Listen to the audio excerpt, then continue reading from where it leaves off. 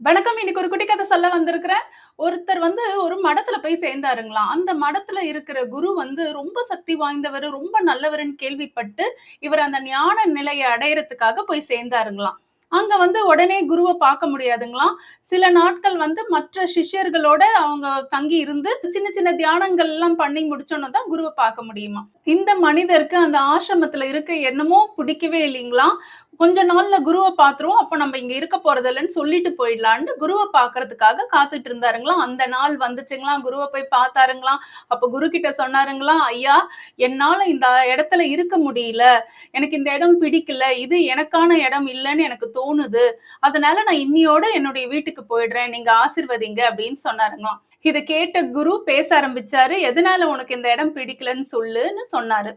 "ஐயா, இங்க இருக்கிற யாருமே சரி கிடையாது. அத்தன சிஷ்யர் கோடிகளும் ஒத்துமையா இருக்கிற மாரி நடிக்கிறாங்க. ஒருத்தருக்கு ஒருத்தரு பின்னாடி புறம் பேசுறாங்க.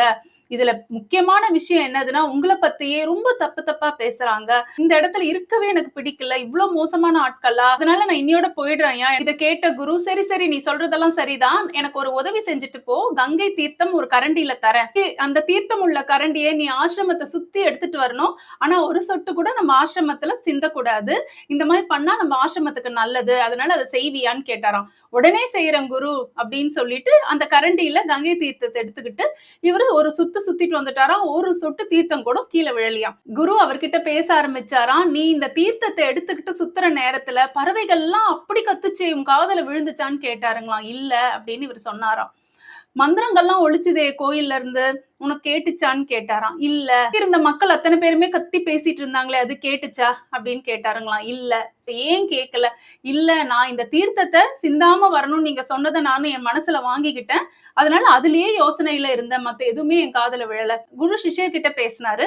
"இங்கிருந்து நீ எங்க போனாலும் உன்ன பத்தி தப்பா பேசுற மனிதர்கள் இருக்கத்தான் செய்வாங்க. உன்னுடைய முன்னேற்றம் அவங்களுக்கு பிடிக்கவே பிடிக்காது. அதனால உன்ன பத்தி தப்பா தான் பேசுவாங்க. உன் காதுல விழதான் செய்யும். அத நீ உன் காதுக்குள்ள எடுத்துக்கிட்டு உன்னுடைய நிம்மதிய கெடுத்துக்கிட்டு இந்த இடத்துல இருந்து வேற இடம், வேற இடத்துல இருந்து அந்த இடம் நீ போறது உன்னுடைய வாழ்க்கைக்கு நல்லது கிடையாது. எல்லா இடத்துலயும் இந்த மாதிரி கேவலமான மக்கள் இருக்கத்தான் செய்வாங்க.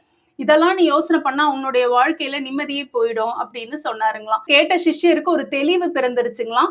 இந்த குட்டி கதையில இருந்து நம்பல்லாம் என்ன தெரிஞ்சுக்கிறோம்னா, நம்ப முன்னேறணும்னு நெனச்சாவே நம்மள சுத்தி இருக்கிறவங்க நம்மள பத்தி ரொம்ப தவறா தான் பேசுவாங்க. இவங்க இப்படி பேசுறாங்களேன்ட்டு நம்ப செய்யற வேலையோ, நம்ப போற பாதைய மாத்திக்கவே கூடாது. யாருனாலும் நம்மள பத்தி தப்பா பேசிட்டவங்க, இந்த காதுல வாங்கி அந்த காதுல விட்டுட்டு தைரியமா நம்ம பயணத்த தொடரணும். இந்த குட்டி கதை உங்க எல்லாருக்கும் பிடிச்சிருக்கும்னு நெனைக்கிறேன். அடுத்த குட்டி கதையில உங்கள சந்திக்கிறேன். நன்றி, வணக்கம்.